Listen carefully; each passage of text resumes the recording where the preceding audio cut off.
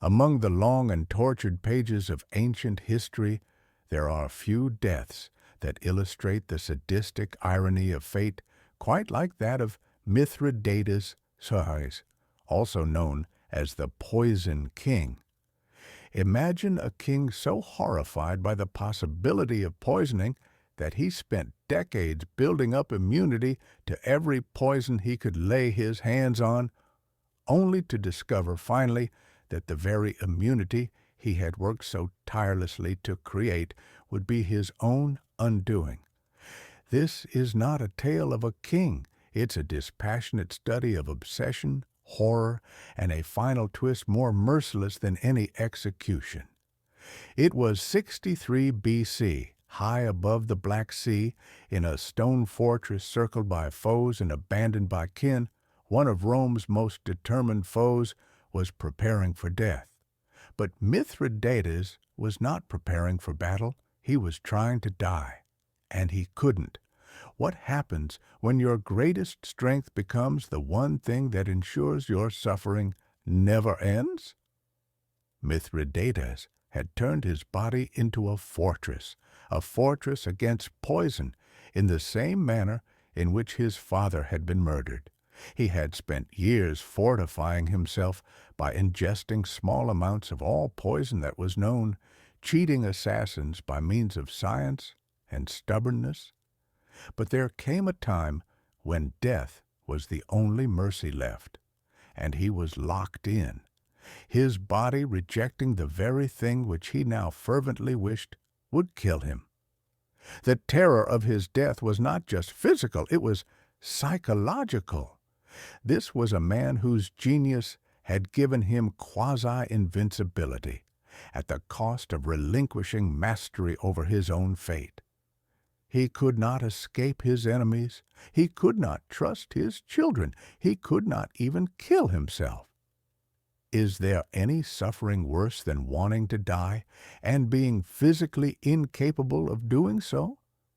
In order to understand how this tragedy occurred, we must return to the decadent and deadly courts of the old kingdom of Pontus, where poison was as common as wine and to live was an art. It was here that a young prince, Mithridates, soon discovered that to survive was to take up the very tools of death. His father, Mithridates V, had been murdered at a banquet, poisoned while among friends and family. A bitter lesson in trust, and one that would guide the boy's every move. From that moment, Mithridates swore to himself never again to be so vulnerable. What if your first lesson in leadership was betrayal at your own family dinner table? But the danger did not stop at foreigners. Even his own mother wished for his younger brother to succeed to the throne, and Mithridates had to flee and spend his early years in exile. Betrayed on every side, he assumed one principle: trust no one, and be prepared for anything. His preparations were scientific, nearly surgical. Drawing from Persian and Greek knowledge of toxicology, he began the practice now known as Mithridatism, deliberate exposure to poisons to build up a resistance. Unlike his predecessors, Mithridates didn't experiment. He committed, making his body a living experiment. A man alone in the world, surviving by guile and chemistry, he turned paranoia into a science, and survival into a lifelong ritual. Pontus, his Black Sea realm, was a place of wealth, trade, and ancient knowledge. Mithridates tapped it all: herbal cures from the local tribes, deadly extracts from distant lands, a royal court where antidotes ranked with swords in importance. All were gathered, experimented with, and consumed. He became immune to toxins that would kill others in seconds. But his ambition went beyond mere survival. He defied Rome's growing dominance, one of the only rulers courageous enough to resist their overlordship. As Hellenistic kingdoms fell like dominoes, destroyed or absorbed, Mithridates chose resistance, He built armies, he forged alliances, waged wars across Asia Minor and beyond. Still, the greatest threat was never Roman armies. It was the hidden daggers of political betrayal. In a world where kings died with a sip of wine, how far would you go to survive another day? And yet, powerful as he became, as feared and as cunning as his legend grew, his final battle was not fought on the battlefield. It was fought within his own body. When finally betrayal came to his doorstep and everything was lost, Mithridates turned to the one means of escape he had always feared: poison. But his body, trained for years to defy death by poison, refused him even this final act. His precautions were impeccable, too impeccable. He had not only outwitted assassins, he had outwitted himself. The very immunity that saved him became his imprisonment. His death did not come quickly or cleanly.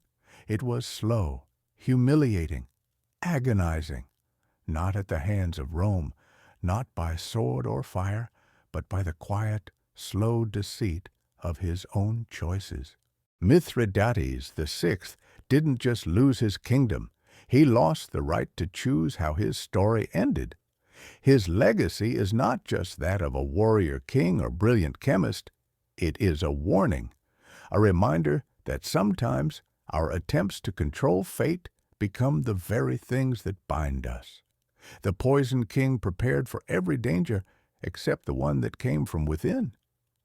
Mithridates VI was a king, but he was also a one-man scientific institution. He blended Greek logic, Persian imperial traditions, and the practical folk medicine of the conquered peoples to create one of the boldest experiments in the history of toxicology. His objective wasn't to heal other people, it was to make himself immune to death. In a time when the line between medicine, magic, and science was thin and constantly changing, Mithridates turned his body into a living fortress. He didn't just rule a kingdom, he ruled his own biology. And every day, he defended it with precise, calculated ritual. Every morning, deep within the palace and in the presence of only his innermost inner circle and Scythian shamans called the Agari, Mithridates began a sacred ceremony, a ceremony not of prayer, but of poison. Carefully calculated tablets created from herbs, minerals, venoms, and even crushed gemstones were mixed in honey and consumed. His daily dose of death was not superstition, it was strategy. This was not folk medicine, this was pharmaceutical warfare. His universal antidote, which was purportedly comprised of more than 50 ingredients, was the result of decades of experimentation. Rue, anise, pontic honey, exotic animal venoms, each compound was tested, balanced, and refined. The ingredients were not chosen by guesswork, but by trial and error, oftentimes on condemned prisoners. In fact, Mithridates used human guinea pigs. Test doses of new drugs were given to criminals. Some survived, some died. All supplied information for the king's dark science. What had begun as a fear of poisoning had become one of the most advanced pharmacological programs in the ancient world. The effects on his body were astounding. His liver adapted. His metabolism changed. He is described by sources at the time as being supernaturally strong, resilient, and full of life. Whether this was due to his regimen or heredity is not known. But what is certain is that Mithridates was no ordinary man.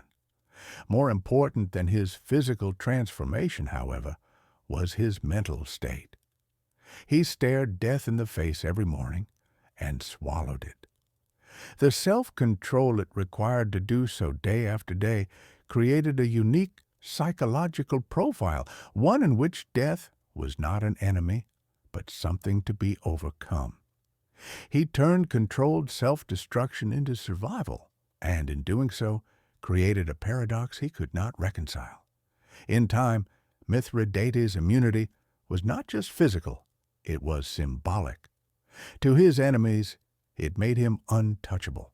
To his allies, it made him seem favored by the gods.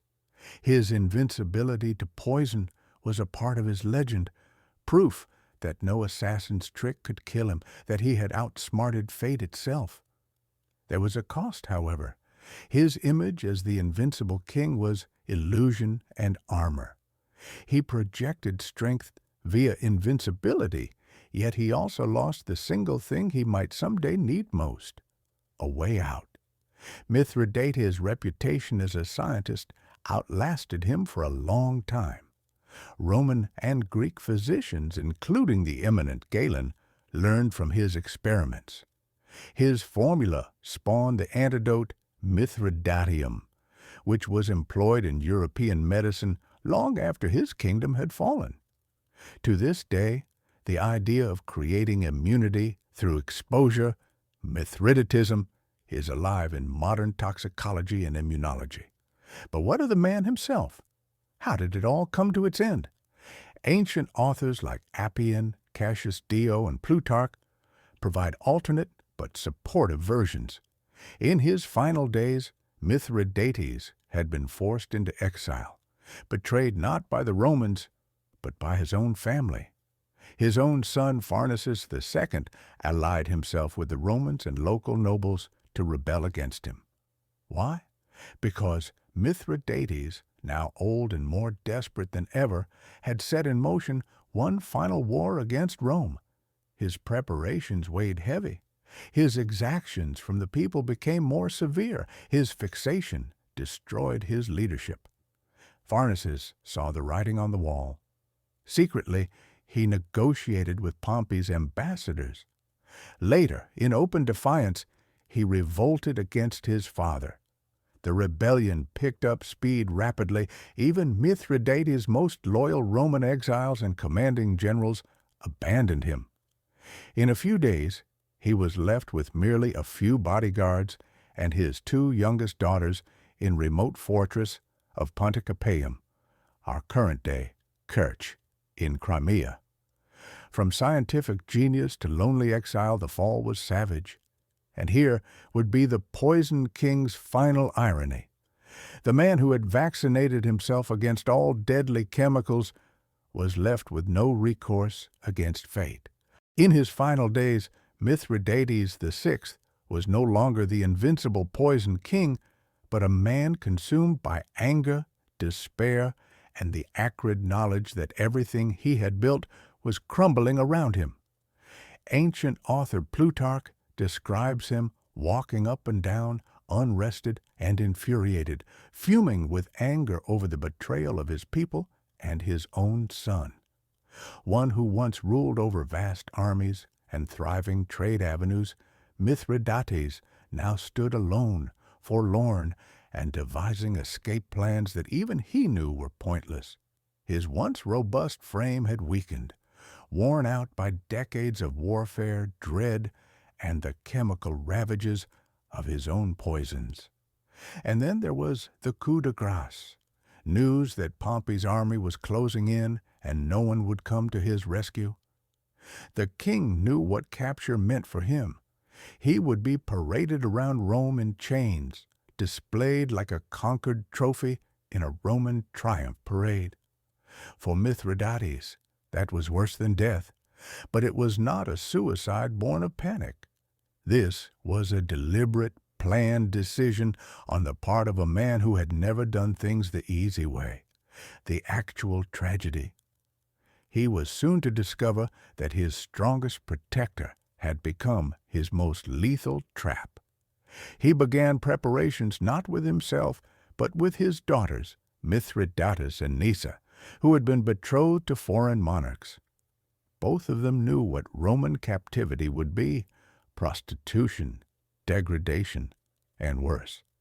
Ancient sources quote them as pleading with their father to let them kill themselves before him rather than be dishonored. At high price, Mithridates complied. The poison that he had been secreting for so long, hidden within the handle of his sword, was his final line of defense. Unlike the doses he used as insurance against immunity, this compound was meant to be instantaneously deadly. It bypassed the body's defenses through sheer power. It was the only formula he trusted above all others. The tableau, painted by historians with ghastly familiarity, is gut-wrenching. A father presenting death to his daughters to deliver them from further torment. They willingly took the poison, trusting their father to bring peace upon them. In a matter of minutes, both were dead. Then the unthinkable happened. Mithridates took the same poison and remained standing. He had initially experienced a slight nausea, a little dizziness, but the seconds passed, and the poison hardly touched him. The same drug that had killed his daughters left no mark on the man who, through decades of resistance, had become immune to every fatal chemical. It was at this epiphany that the horror of his situation dawned on him. His body, which had been conditioned to survive, now would not let him die. Desperate, he tried to make the toxin work. He would walk back and forth quickly, hoping his exertion would get his blood moving faster. He ran, he leaped, he strained until he had nothing left in him, trying to spread the toxin faster. Nothing worked. The great king, who had been feared across empires, now sat like a man running around in circles, drenched in sweat, with the corpses of his children lying about him, begging his body to kill him. This wasn't death. This was entrapment. A scientist's worst nightmare he had engineered himself. Every antidote he'd swallowed, every carefully measured amount of controlled toxin, every intentional exposure, all had been effective. He'd succeeded in rendering himself immune, and now, in the very instant when he needed death, the same immunity had him trapped. He wasn't just dying, he was witnessing the utter failure of his life's work. Mithridates had spent years trying to get in control of fate. Now, fate turned back on him, using his own genius as the tool. When he realized the poison would not be lethal, he made one last try. He drew out his sword and attempted to stab himself. But the stress, poisoning, and years took their price on his once robust body. His hand shook. The knife barely entered the flesh. He could not finish the job. A king who had lived through war and betrayal, who had outsmarted assassins and alchemists both, now lacked the strength to kill himself. When Roman soldiers arrived at the fortress, they found Mithridates alive, bruised and bloody, but conscious. Even they were surprised. This was not the fear-inspiring rebel they had come to find.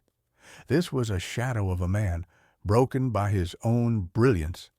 And then, with all pride stripped away, Mithridates made one final demand. He asked one of the guards, a loyal soldier, or at least one of his few remaining foes, to end his suffering. In his final moments of life, Mithridates VI, once a master of control, of chemistry, of fate itself, was reduced to asking that someone else do him in.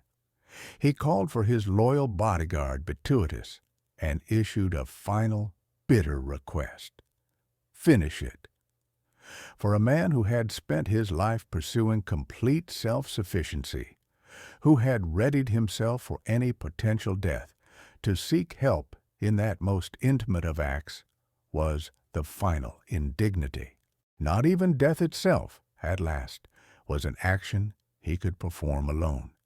Betrayal, actuated by duty, sympathy, or grief, struck the mortal blow, clean and quick. A thrust through the heart ended what the poisons could not. Mithridates perished not by his own hand, not by the skillfully concocted antidotes he had relied upon for so many years, but through the compassion of the stroke of a subordinate sword. And so the king who had defied empires, plotted scientific revolutions, and made his body a chemical fortress, was brought low not by his foes, but by the weight of his own genius. The news of his passing was quick to arrive in Pompey. The Roman commander, even if he was deprived of witnessing Mithridates being led in chains, purportedly responded with a subtle mix of relief and respect. He realized that in death the king had delivered as much a message as any other loss in the field. Mithridates fell, not to the power of Rome, but to his own planning falling apart. And to the Romans, that story was more interesting. Pompey gave Mithridates' corpse a proper treatment.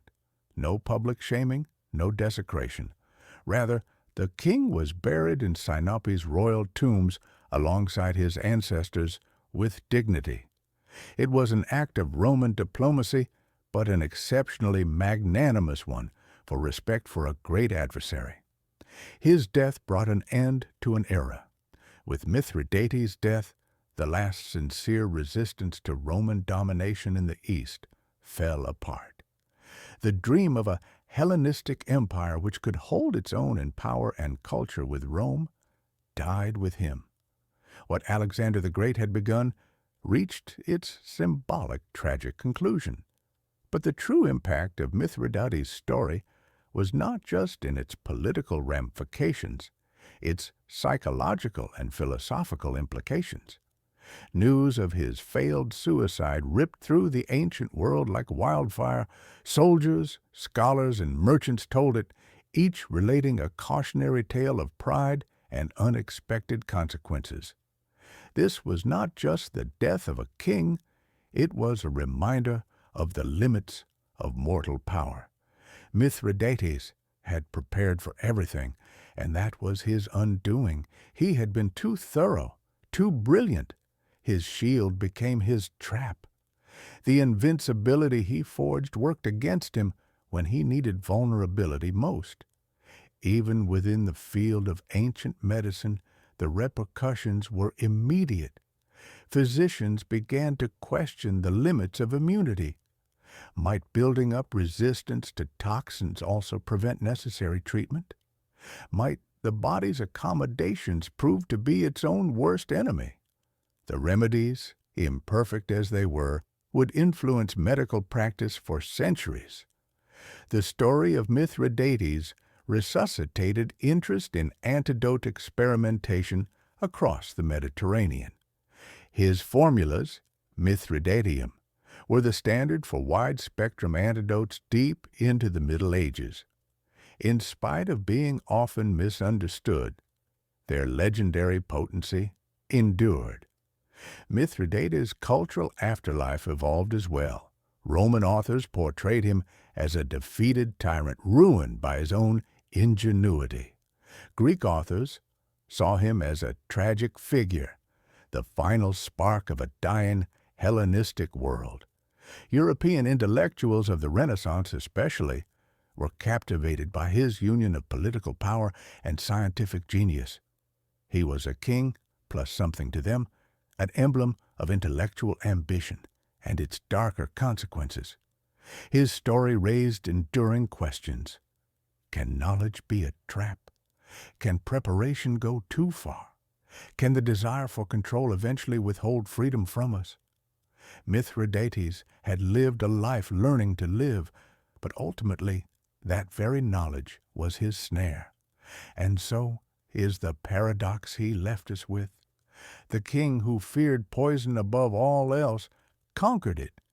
But when the time came to embrace death as a deliverance, he discovered that no fortress, not even one built within his own veins, could ever free him. The story of Mithridates VI offers not only historical intrigue, but deeper strategic and psychological lessons that still resonate powerfully to this day. His death, above all, holds the lesson of multiple means of egress.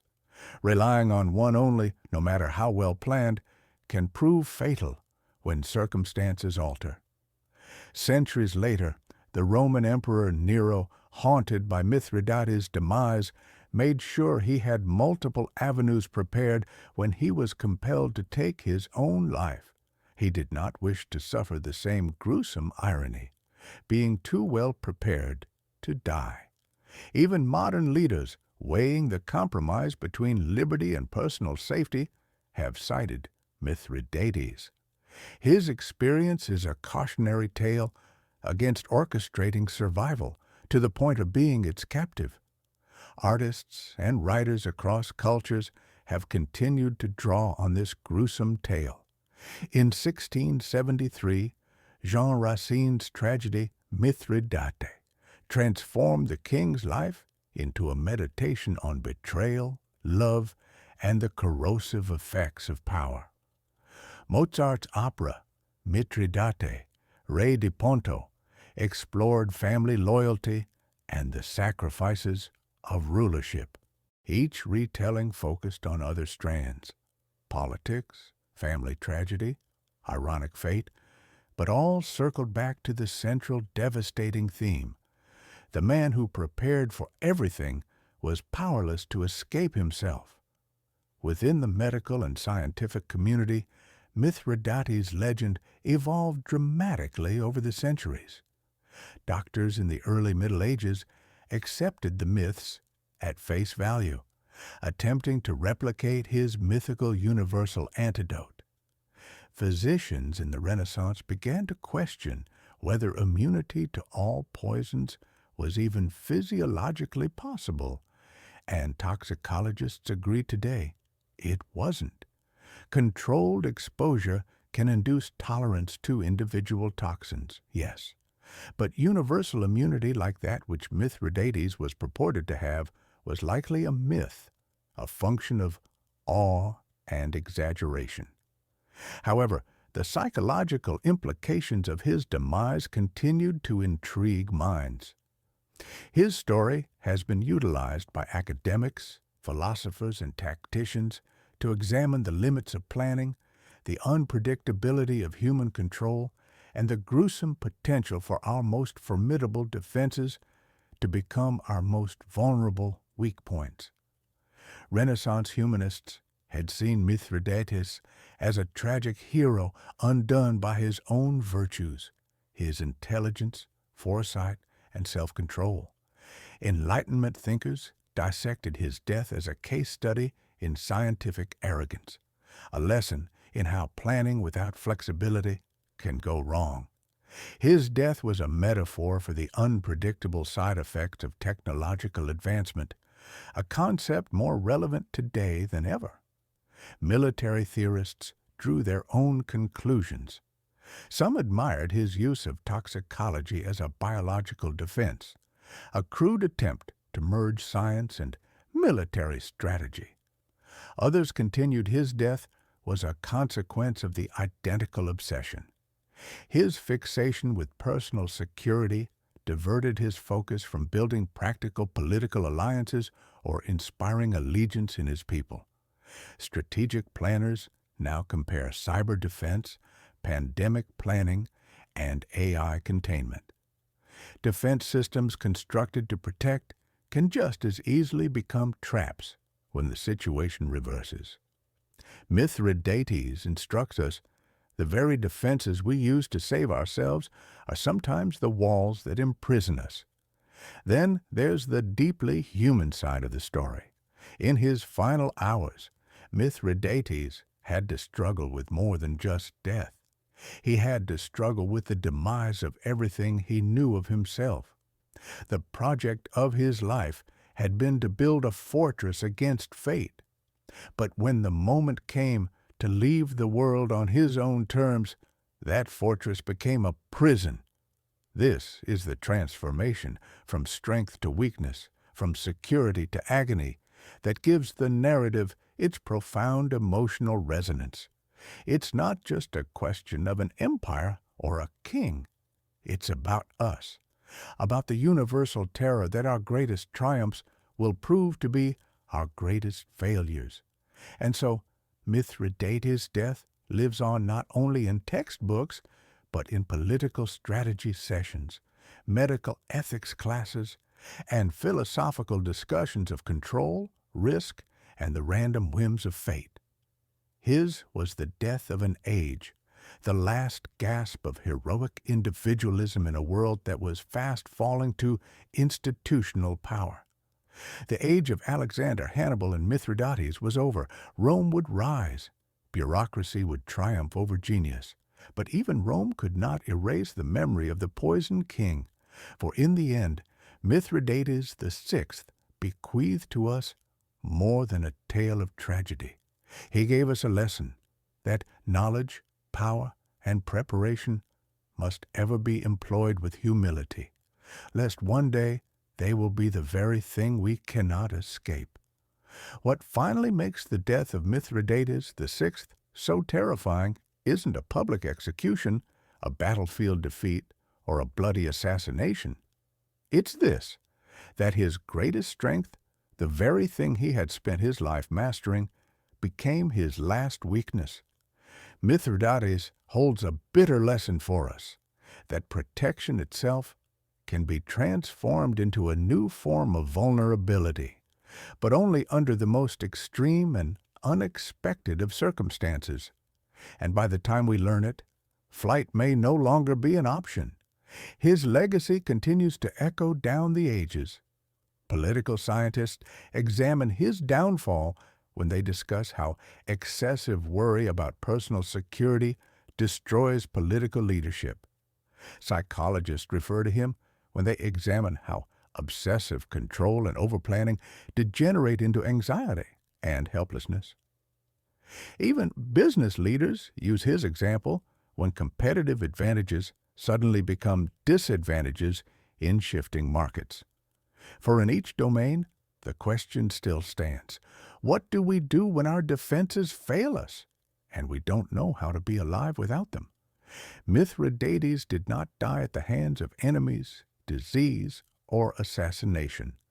He was destroyed by the very system he built to sustain himself. And it is that which gives his story lasting resonance.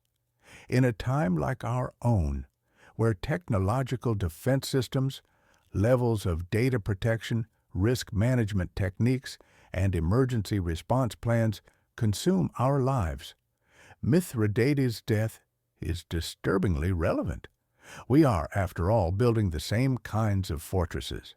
And we must ask, are we building protections or prisons? His legacy requires us to peer past brute preparedness, because true security might not be a question of protecting ourselves from every threat, but knowing when to pivot, when to adapt, and when to abandon our old solutions. The poisoned king of Pontus, with his last breath, taught humanity a valuable and tragic lesson, that the greatest defenses in the world are useless if we're not wise enough to discard them when they're no longer protecting us.